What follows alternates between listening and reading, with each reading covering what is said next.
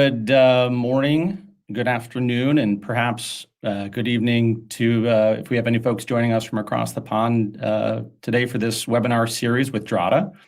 Really appreciate everyone's attendance. I already saw Robert Fedoruk put a message in there. Bonjour from Winnipeg. Hope the weather in Winnipeg up there is nice today. Just jumping kind of right in here. This is a best practice series that Drata puts on. You know, we typically like to do this series once a quarter, 4 or 5 times a year.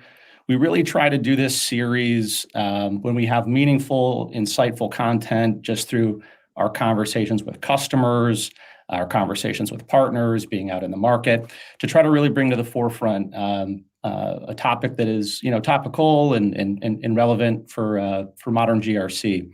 So the format for today is really going to be a 45-minute presentation with Mr. Struts and Mr. Mueller here, plus some moderated Q&A at the end. So, and the topic for today is proving GRC value while frameworks, regulators, and board questions keep shifting, right? Throughout that constant change, continuing to prove the value in this world of continuous change. The panel today, who you'll hear from, myself, Justin Lane, Channel Business Manager here at Drata. I work on our partnerships team and work with our partners nationally. We are joined today by one of our great national partners, Tevora, Mr. Luke Mueller on the line, Associate Manager of Strategic Services at Tevora, and also Josh Struts here at Drata, Director of Security and Trust. Gentlemen, maybe just brief intros here at the top. Josh, you want to start, and then Mr. Mueller, you follow. Yeah, hey everyone, I'm Josh, Director of Security and Trust at Drata. I've had the pleasure of being at Drata almost 5 years, building the security and trust program from the ground up, and helping thousands of customers along the way. Prior to being at Drata, I started my career as a security engineer at JP Morgan.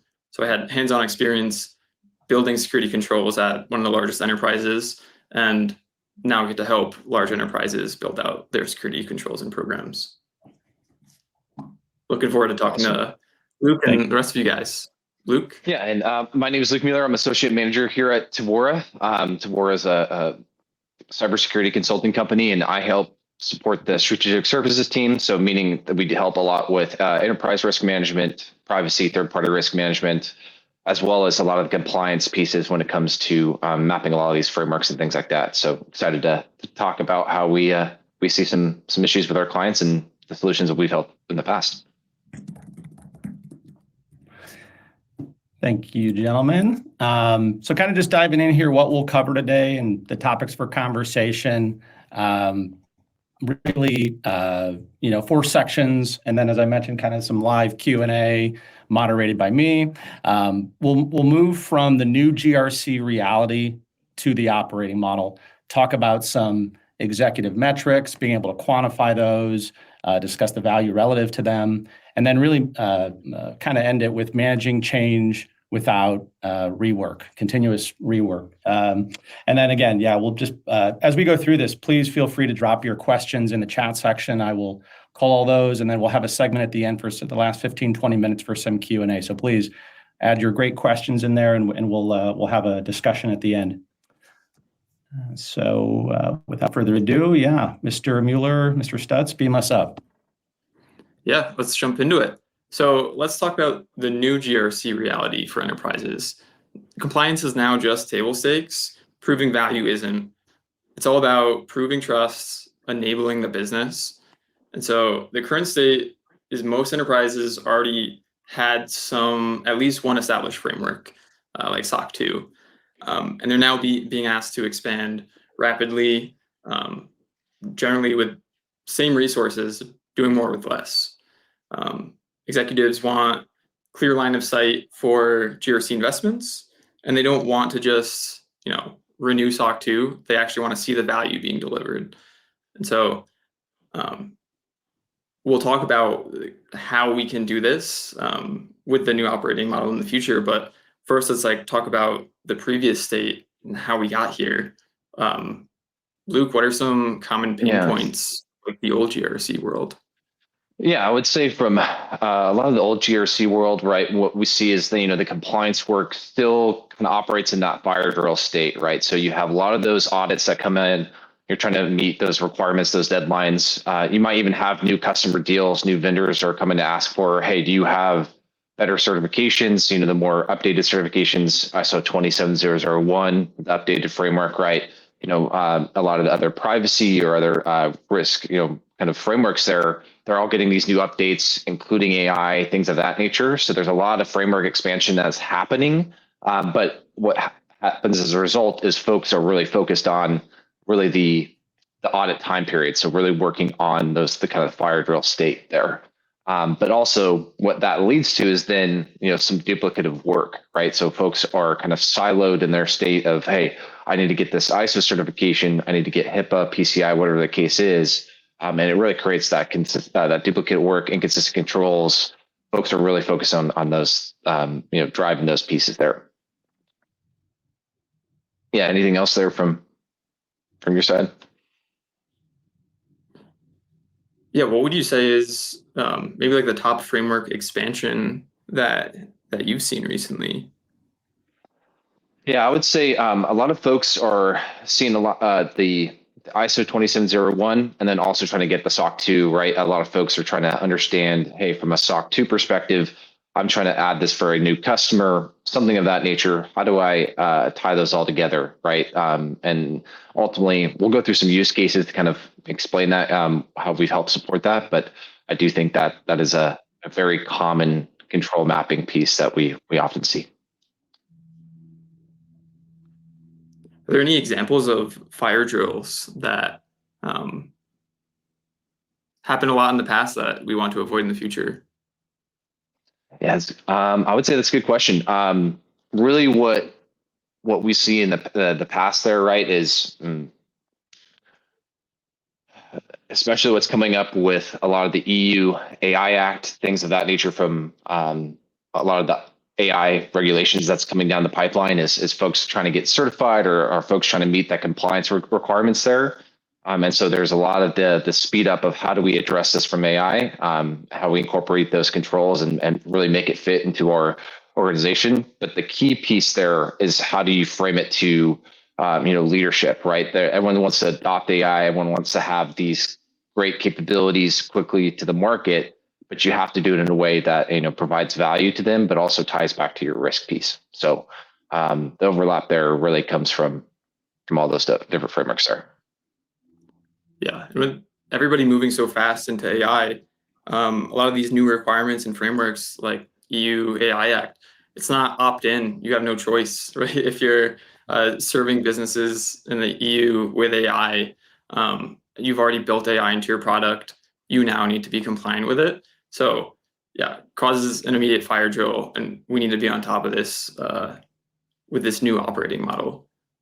So right, and I'll add there too, right? There's a lot of overlap that there actually is, right? You see it with SOC 2, ISO, those access reviews pieces like encryption requirements, logging, monitoring. The wording slightly differs there, but the evidence that expectations might slightly differ too. But really, at its core, the underlying control is the same. So there's an opportunity for each framework to kind of arrive at its own project, its own deadline.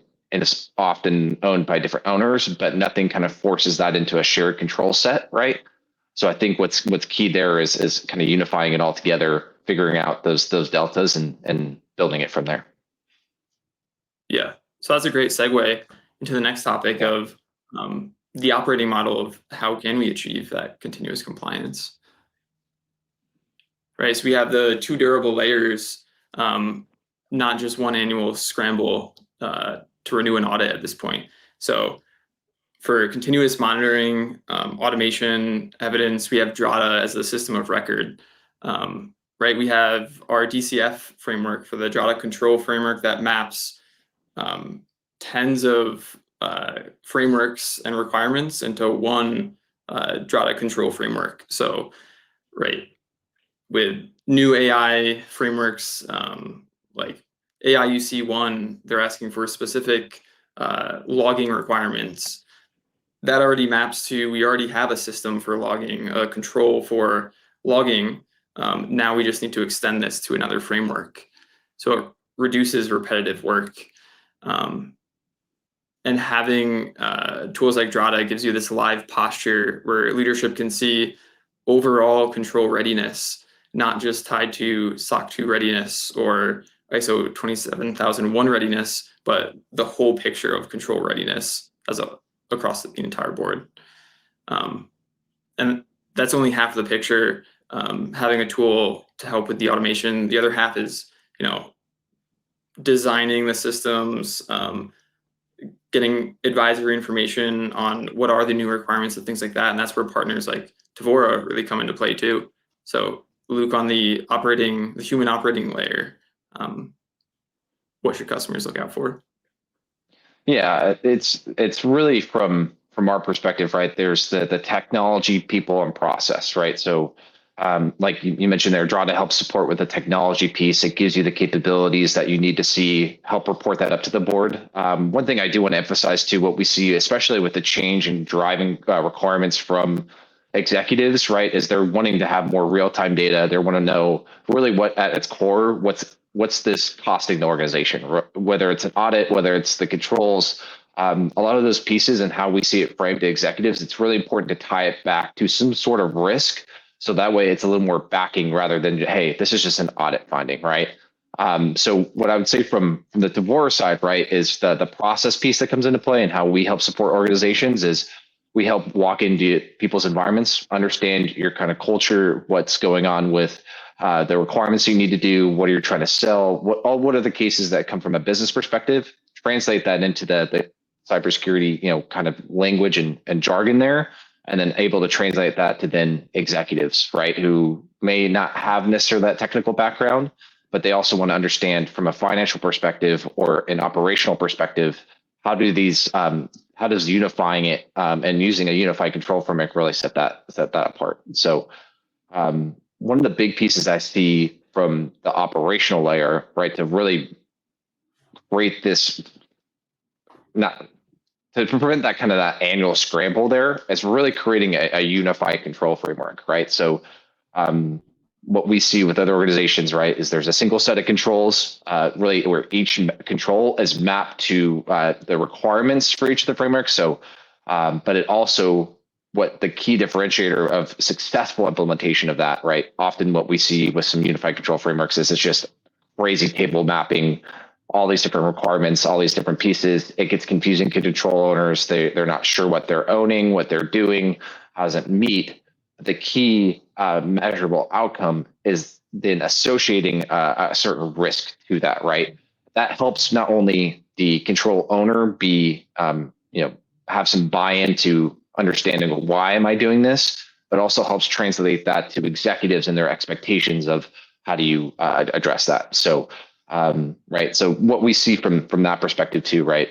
A risk taxonomy, right? Ultimately, you have a list of the company, risks, cybersecurity, whatever the case is. It's written really in the business language, right? So it's not something that maybe it's from an engineering perspective, right? Super technical people can understand. It's also translated to really those core, executive level business language that everyone will understand, right? And then ultimately, some examples of that, right, would be like unauthorized access to production data, exposure of customer data through a vendor, stuff like that, right? And then ultimately the findings that associate that control, you can map that to the risk. And that really creates the audit output usable in an executive conversation, rather than being, hey, well, you're 94% compliant or X, Y, and Z. Yeah, so Drata serves as a great system of record for a risk register where you can track those risks. But as you're mentioning, just tracking the risk alone is not enough, right? We need to establish these governance routines of like quarterly risk reviews and things like that. So what other examples do you have of governance routines that are aided by tools like Drata? Yeah, and I think the key piece is right. You have that merging of the technology and presenting that right versus the governance routines that kind of built behind that in the process, right? So typically, what we see is having some sort of risk council that's associated with that, right? So you have leadership that has buy-in and visibility into a lot of the risk decisions that happen, right? So typically, we see that on a quarterly basis, right? So they review risk list. You're reviewing those risks that you have outlined. You review the exposure that comes from that, right? And then ultimately making those risk treatment exceptions or acceptance or mitigation kind of treatment decisions there, aided with another monthly control review, right? So ultimately it's, maybe an hour session, whatever the case is, depending on the scope and size of your organization. But really it's where you meet with the control owners and talk through, okay, through the regular auditing or review or the technology or automation we have in place, where do we see any failures or drift, right? Especially when it comes to incorporating AI, right, into maybe pulling some information or using some automation there, right? How do we really address the drift as we see it proactively before, kind of right before the audit, right? Or that kind of immediate emergency put out the fire. Hey, this preliminary assessment has led to us finding maybe some controls weren't operating as intended. We now have to do an expedited remediation review before our formal audit, right? Things like that. That's where you can kind of catch up proactively in that monthly control review, and then adjusting as needed there. And then finally, that third layer, right, is going to be that independent validation, right? So you'll have that audit and certification cycle to have that third party kind of come in and help validate that. Yeah, so I think that's a good piece to kind of shift slightly over to a little bit more on the how do you connect it to those executives, right? Right, they're going to come have maybe some insight into those governance routines, but how do you actually really communicate that to the executives there?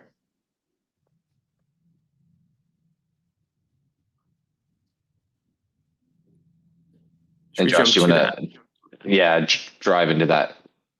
Yeah, there we go. Yeah, that one there. Mm. Yeah, so tying continuous compliance into what executives actually care about. So the big three buckets are risk reduction, revenue impact, and operational efficiency. My personal favorite is the revenue impact, especially it being like a B2B business. It's much easier to use revenue as a driver for pursuing new compliance frameworks than trying to quantify a dollar value associated to a risk. If you can set dollar values associated to risks, I think that is a great way to go, but many times it's hard. So it's a lot easier to say, if you have $100 million in pipeline for federal agencies, that is a great justification to go for a framework like FedRAMP. And so asking for budget to pursue FedRAMP, to pursue some of those controls to reduce risk is one way. But if you can say, if we implement these controls and we can become FedRAMP compliant, therefore unlocking 100 million in revenue for these federal agencies that we have in the pipeline, that's like a no-brainer for leadership to pursue going in that direction. Yeah, the CFOs love that, right? Where you could say, hey, we are able to close deals faster. We're able to have shorter cycles. We spend less money on these projects, right? The really core revenue impact there, right? Of either cutting the costs or allowing us to, find potential new opportunities, I think is a very good driver for that there, Josh. So it's a good point there. Yeah. And with tools like Drata and SafeBase, I love being able to put dollar values to the controls. And so with SafeBase, we're able to see how many customers are requesting a specific report or document from our trust center. So we could see how many customers are requesting our pen test report. And then if there's a specific pen test for a specific product, we can see how much revenue is being driven by like interest in a pen test for a new AI product or something like that. And that can justify improving compliance and adding controls in that space. Absolutely. What other examples do you have, Luke, of maybe like operational efficiency as a metric to track? Yeah. Right. So that revenue impact, right? That's really good with, CFOs, folks are focused on the financial impacts of compliance, right?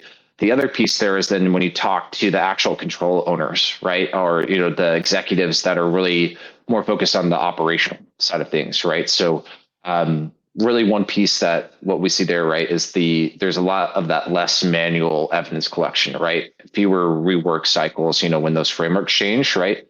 Ultimately, you're able to tie that back to the risk. The control owner is going to have really the dashboards, right? The one pagers and things like that. It really creates that ability for the board to understand where they stand at that point in time, right? Rather than, kind of that typical, you have the risk and the control implementation there, right? It's kind of done at the audit. You have those metrics right after that point, but over time, when you go to do either a reassessment or something else, right, that evidence might be stale, that reporting data might be stale. So it's kind of a reactive control there, right? So the operational efficiency too, right, is you're able to showcase, hey, engineers, right? You go get these evidence, hey, showcase, maybe a good example would be like, hey, show me your Active Directory, groups and things like that, screenshots of that nature. You're able to then have engineers focus on more of the core work they want to do, to drive, the innovation and pieces where they're helping improve a product or whatever the case is. And then having that less manual input there, right? And then they don't get burnt out. They get fewer rework. They don't, they have it tied to the operational efficiency there. Yeah, everybody will love spending less time on compliance.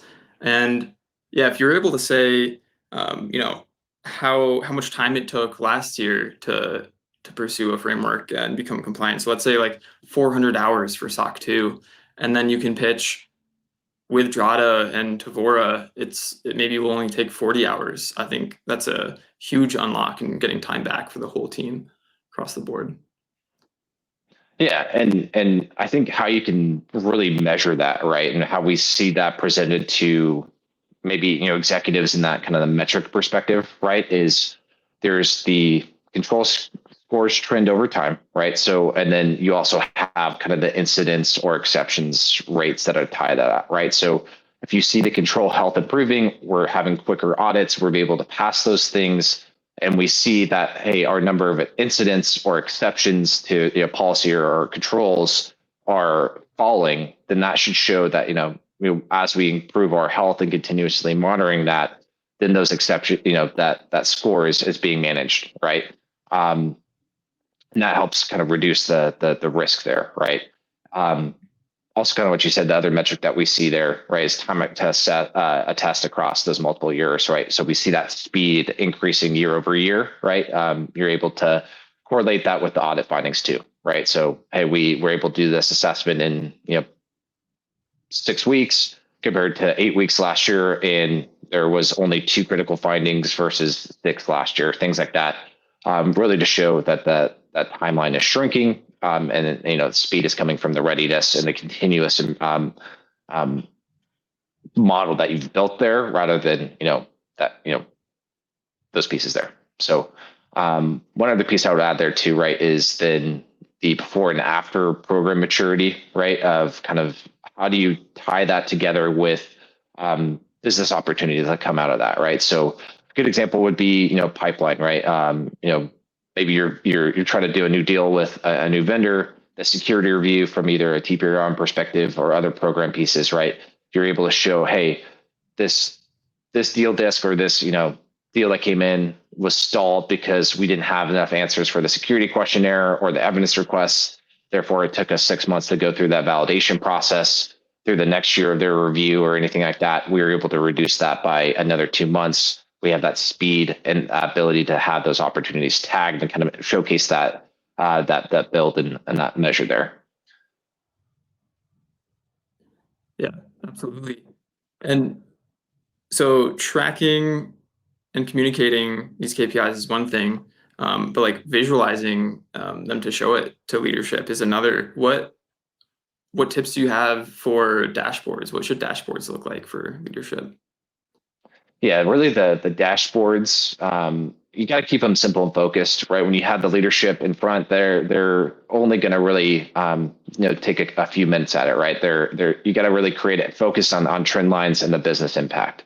Ultimately, what we see there, right, is keep those dashboards simple, right, and have it with those trends over time, right? Kind of what I alluded to or kind of mentioned there, right, is over time. Hey, we saw these incidents drop. We have all those pieces kind of tracked over time. You have those trend lines that show that it's either decreasing or increasing, and then you're able to really have those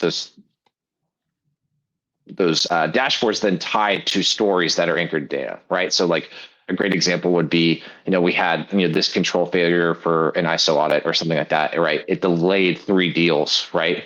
Ultimately, those 3 deals, here's what's changed from that perspective, right? We saw that risk, we were able to identify it, we were able to then implement the change that is needed, and then here's ultimately the driver here. We're able to recognize that revenue now, or we have the ability to move quicker to market in order to really create that that missed opportunity there from that perspective, right? So I think what's great from working with partners like Drata, right, is that there's the ability for you to gather those metrics within the tool and then create the dashboards that work for your business, right? There's customization that needs to happen for every business, right? Ultimately, organizations will have their own ways of how they want to interpret it and really surface those metrics. But I really do think try to leverage that data that pulls from different tools like that will help kind of drive that ability to meet the change there, right? But yeah, Josh, you want to maybe speak to maybe how Drata is going to help with those dashboards and things like that? Yeah, you're only as good as your data, right? And so by Drata having continuous monitor tests that are gathering evidence every single day, we have like a real-time dashboard of what your compliance posture looks like, rather than the old school just data points once every 3 months. It's really hard to tell the picture of what does it actually look like today. And so with Drata having hundreds of connections and data points, we're able to get daily insight into what our compliance program actually looks like.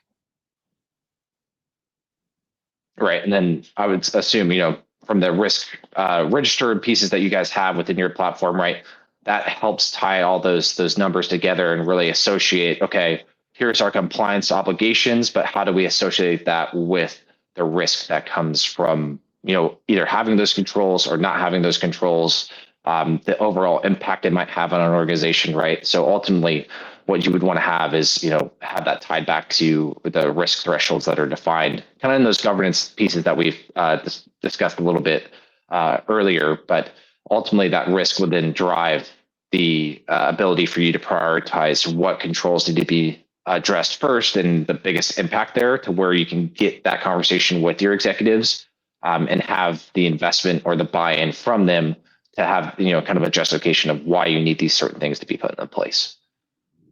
Yeah, and having the data lets you connect the dots of connecting a specific risk to a specific control, so that we can come up with control remediation plans directly mitigating risks and seeing risk burn down as control readiness goes up.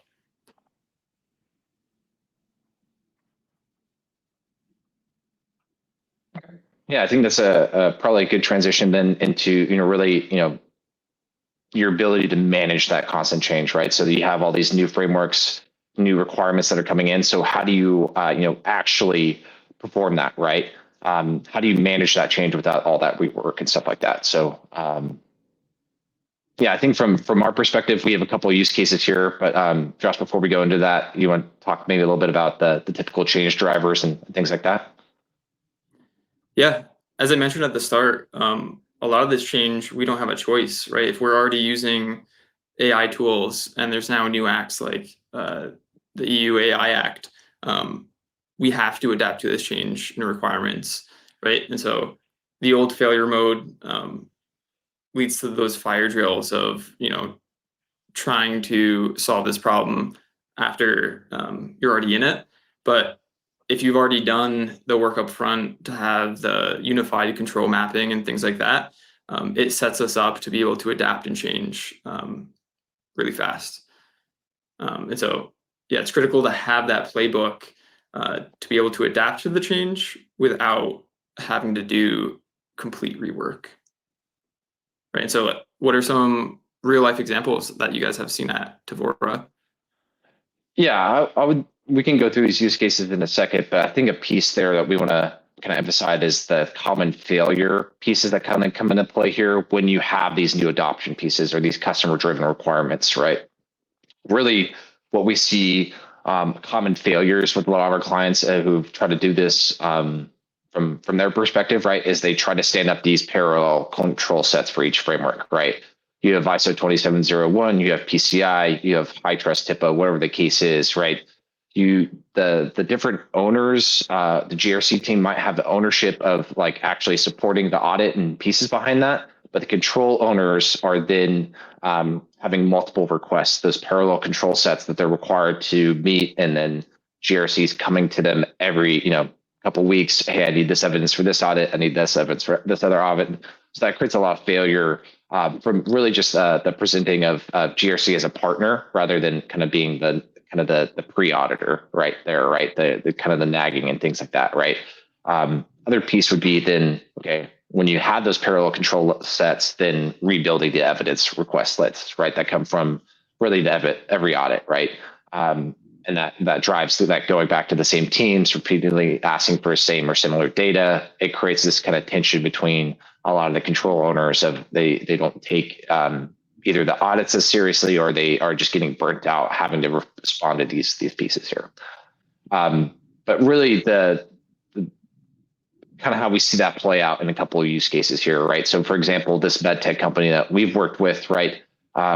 They're really a SOC 2 organization, right? They had it, required that, their product to have the SOC 2 certification there. But in order for them to do some work into an international deal or anything like that, right?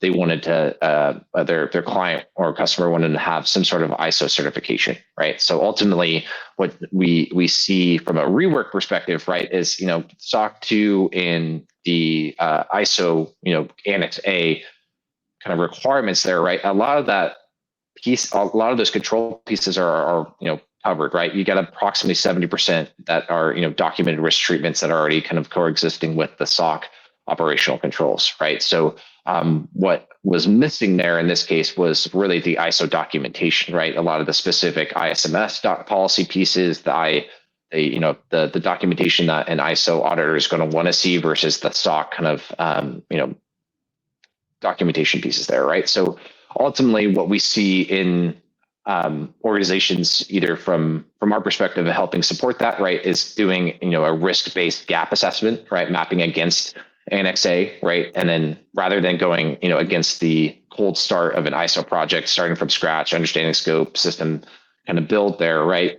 Ultimately, it's the separation of the genuinely new risks that comes from the ISO requirements, right, and what the risk is already be treating with those SOC pieces, and then facilitating those risk owner workshops, that really kind of boost that statement of applicability, right, of that work that's already been done, right. So it ultimately synergizes those pieces. You work from the net new, and then you're able to pull from the previous control, set that you had with SOC 2. You already have the risk buy-in, right, the risk understanding from a SOC perspective, and therefore you can leverage some of that information there, or adjust the actual evidence you're pulling for that assessment to be maybe a little more specific to meet the more granularity there, right, for ISO that might not be necessarily there for SOC 2 or other requirements there. And then ultimately, what helped provide the outcome of that, right, is we had an audit period of 4 to 6 months. The readiness was reached in 6 to 8 weeks, right? So they were able to really streamline that process and have that unified, and it's they're able to do it a lot quicker to be get that certification. They're able to then be quicker to the market to win that deal, and then you can showcase that what we mentioned, those metrics of how do you meet that that core business driver there of, hey, we're providing value because we're able to get these deals done quicker and have that trust with our partners, our customers, whatever the case is. Anything, Josh, from your side on the ISO front, or anything from a kind of the mapping there from your perspective? Yeah, I think you summarized it well. If you've done the work up front to unify your control framework, if there's already 70% overlap, it really reduces the work that the control owners have to do to extend it to these additional frameworks. And so, the other great application is like all these new AI questions and the new AI frameworks that are coming in. As I mentioned earlier, if you already have a control for a logging system for SOC 2, and now you're pursuing an AI framework that's requiring some specific AI logging requirements, instead of building a whole new system for logging, you just need to figure out what new AI specific logs do I need to send to this existing logging system. And that's something my team's working on right now as we pursue AI UC1. And yeah, from the start, we've already eliminated probably 70% of the work there. Yeah, and kind of the use case that we've seen in AI front, right, is, this AI RMF has already been out there. ISO 42001's already been out there. Obviously, the EU AI Act, even other regulations that are coming out. I know the current administration has some gold AI kind of requirements and pieces that are coming out as well. So as folks who are adjusting to these AI requirements, right, the rework that we see with some of these AI governance pieces is a lot of folks have these processes in place if they already have some of these certifications for ISO 27001, they have SOC 2, whatever the case is, right? They just have to tie it to the risk and use cases that kind of come from incorporating AI into that, right? So really what we see in our advisory work from the AI perspective, right, is how do you scope as you do those risk assessments, as you do those compliance assessments, what are the use cases of AI that really drive into production, and then help prioritize really those NIST ISO other functions that match the real exposure, right? So how do you, there might be risks that have, like you mentioned there, Josh, right, logging and monitoring there for AI activity. That's there's potential gaps that could be closed there, right? Very, very easy rework there compared to kind of building it from scratch or whatever the case is. There's other pieces that we see from the underlying business need, right, for answering security questionnaires, like for third party. What we see is, AI is being leveraged to help kind of answer those questions rather than a manual yes, no, type in those pieces, add a little more assurance, but detail that's needed. But ultimately, it creates that kind of combination there, right, of the ISO, those requirements are being added net new, but it's tied to the risks that AI associate there. And then you're able to then get the buy-in from leadership to prevent that, AI leaking data, like, through a third party, like what happened to, OpenAI just recently, right? Things like that. You have the risks that are tied in exposure there, and then they buy into those pieces to address that, so it doesn't happen to their team. So, yeah. Another great benefit of this partnership of the dual operating model is working with partners like Tevora to help with advising on scoping for these new AI frameworks. So like ISO 42001, although Drata might already have access to monitoring across your entire organization and system of controls, maybe only some of it is relevant for ISO 42001. So it's helpful to have advisors who are experts in that framework come in and help you kind of course correct before you maybe overcommit and gather evidence and build this program with too broad of a scope. Yeah, and I think a key piece too there, right, is having advisory that has helped communicate some of these risks to executives, and how do you translate that to really make that work for your organization, right? So One of the pieces that we see with a lot of the unified control framework issues or people adopting multiple frameworks, it comes down to clear ownership too, right? So who owns what, who's covering the controls, who's controlling the risks, who has the remediation obligations, right? So therefore, then you have it documented, right? And that's where, advisory from Tevora comes in. We help you kind of create that ownership model, right? The RACI matrix that you need to have, who treats it, how do you approve the exceptions, the workflows, really the programmatic pieces behind it, in order for you to then leverage tools like Drata to really drive that, the capabilities, the metrics, the monitoring, the automation pieces that you need to have to really drive the continuous improvement there.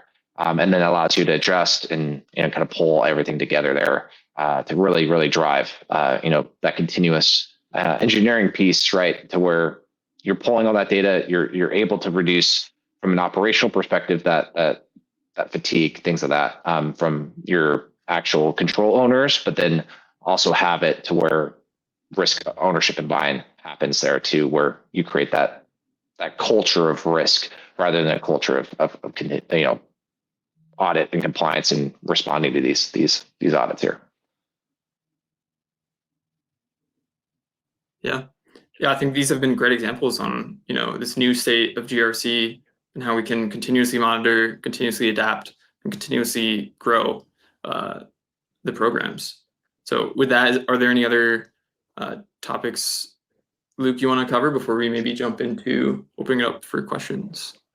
No, I think we covered a lot of it. How do you tie it back to risk and how do you communicate that to the executive boards? And yeah, we could definitely have deeper dives for folks who are interested in exactly how that happens and how we see that actually communicated in the metrics. But I think, I think we covered a lot of the content we want to cover today. Yeah, thank you, gentlemen. We did have some great questions come in. One of them was from Francisco Cabezas, who asked what to do if you work in a startup and your boss never wants to have meetings for reviews. And kind of is a good follow-up. Anir Desai from Tevora chimed in. Thank you, Anir, for adding that. Anir, the Director of Risk and Strategic Services at Tevora, mentioned using dashboards and one-pagers and escalations that are risk-based, his found really work really well. What do you gentlemen think about that, or anything to add to that, or thoughts on that question?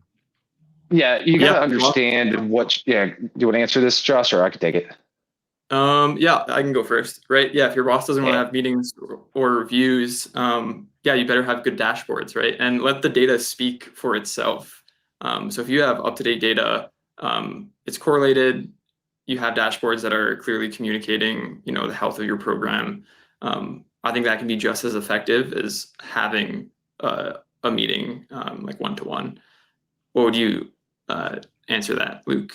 Yeah, on top of that, right, you have that data that backs what you're saying, but I think you also got to try to drive into what is your boss's ultimate outcomes, right? You have the conversation of, hey, what's your driving, requirements here? What is your goals for our team, either our security program, whatever the case is, and then associating really that the metrics that you need to meet that, right? So, for example, maybe you report to a CFO, something of that nature, right? To where they care about in line, bottom line, what's the revenue impact, right? That's where you then can have a lot of those controls that are put into place, right? Hey, we're able to reduce the audit times. We're able to reduce the amount of emergency audit pieces that we need to have, the audit remediation activities that may happen before. So we reduce the cost of those projects. Those don't happen because we're continuously ready. You kind of create it that way, right?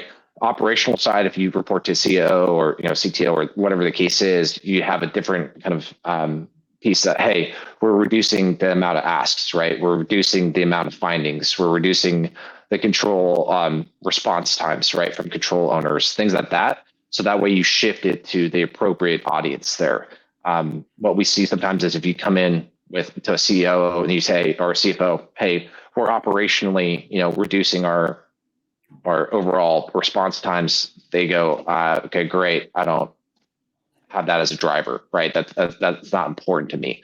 So if you're able to shift that, right, with the data that you provide for, from your tooling or anything like that. That's really where we see a lot of those big gains and steps to get that executive buy-in that maybe wasn't there originally. So another question, kind of in the same lane as framework, scale, and change management.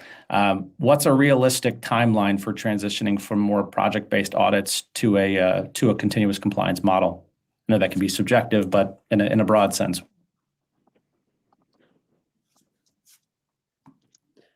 Yeah, I'd Josh, say you want to take a crack at this? Right away, right? Step one, getting the tools to be able to do this continuous monitoring. So onboarding to a tool like Drata only takes days. And while there's much more to this project than just onboarding to Drata, that's the starting point. Drata will start continuously collecting data, monitor tests, setting you up for the unified control framework with the Drata control framework from day one, so that it's going to make your overall project much easier in the long run.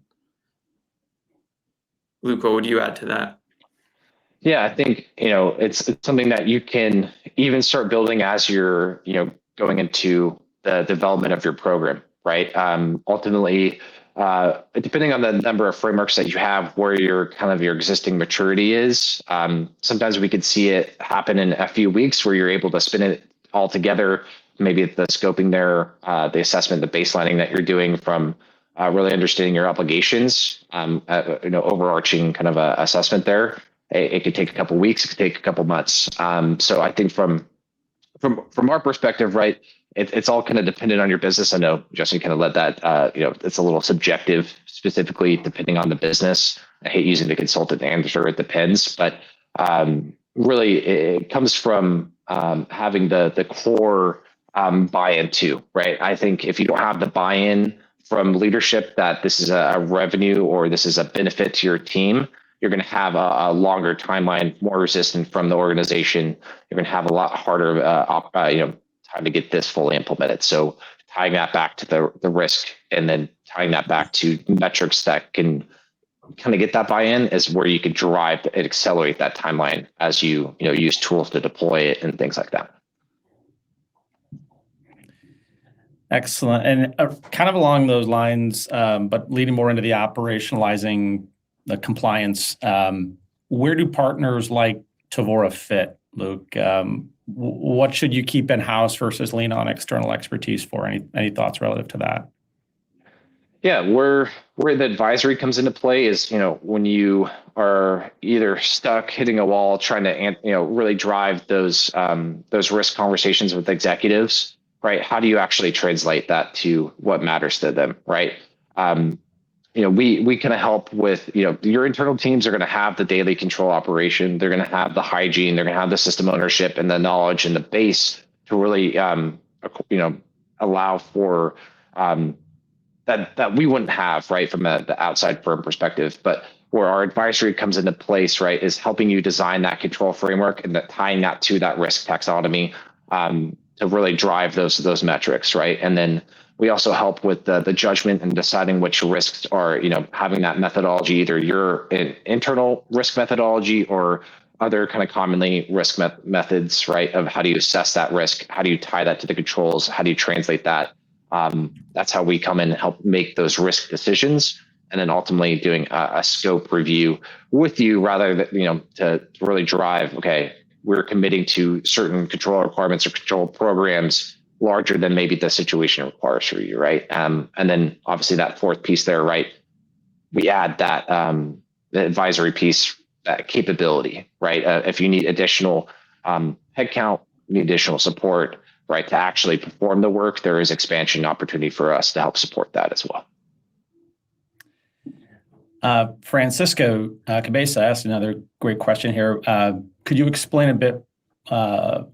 this a bit more, maybe with some examples? Advisory scoped the assessment to real use cases and talked the client out of a full ISO 42001 build they didn't need.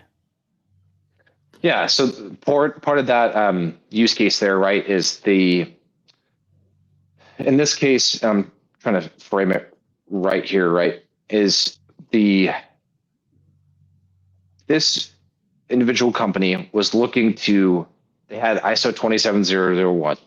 They were looking to expand some of their AI use cases or their obligations to meet those requirements, right?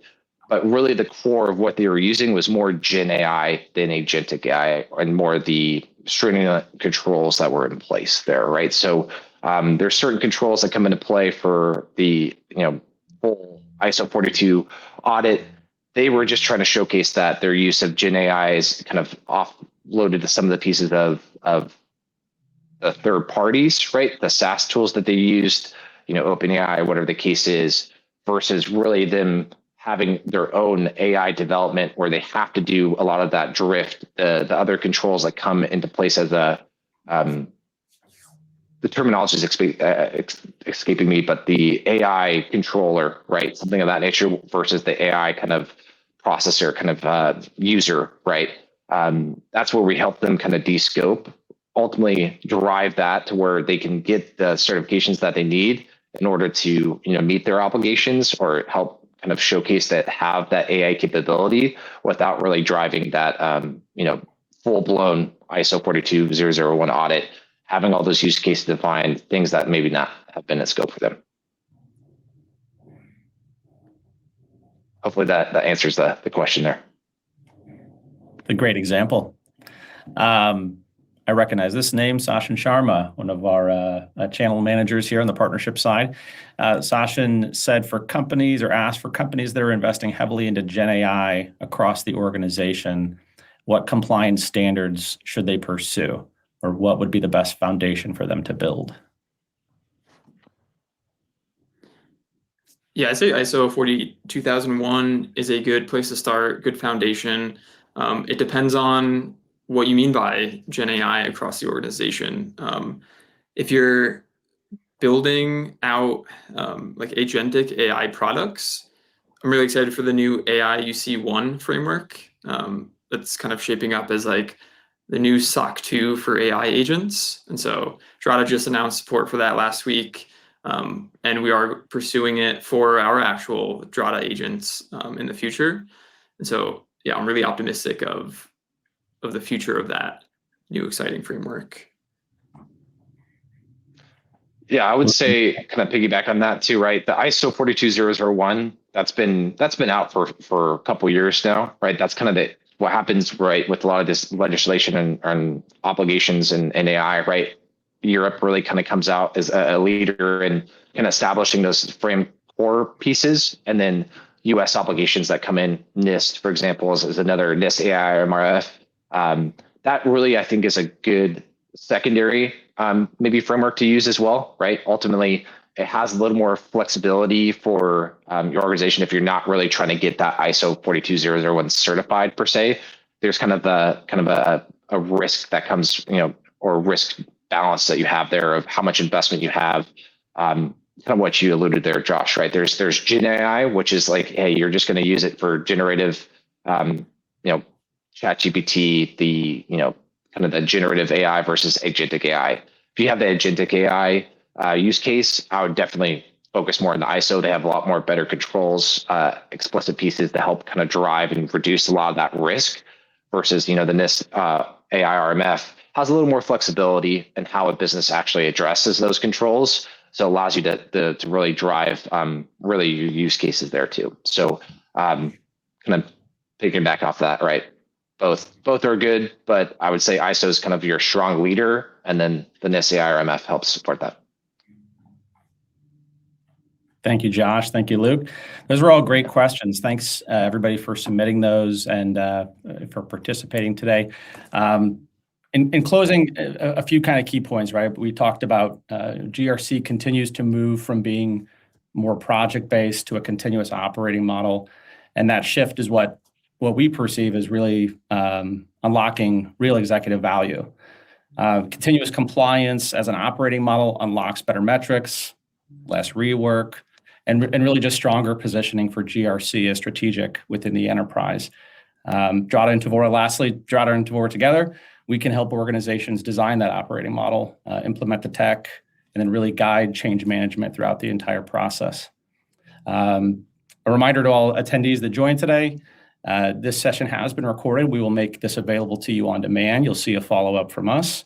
And in the way of next steps, really encourage anyone who joined today, share the recording within your organization and your GRC partners. Please feel free to reach out and engage with Drata and Tevora for a deeper assessment or a GRC value workshop if you'd like to see the software in action. I know we had a question out there about the software. I don't think we quite had time to showcase it, but please reach out. Feel free to engage with us. I believe we're adding the information right here. There we go. There's some of the outreach and the contact information there in the Q&A box. And again, you'll get this. You don't have to capture or scribble it all down furiously. We will send this recording to you in a follow-up as well. So thank you to our speakers. Thank you, Mr. Struts. Thank you, Mr. Mueller. And again, thank you to the audience. Thanks everybody for joining today. Really appreciate you attending and giving us an hour of your time and participating. We'll see you on the next one. Awesome. Thanks all. Thanks, everyone.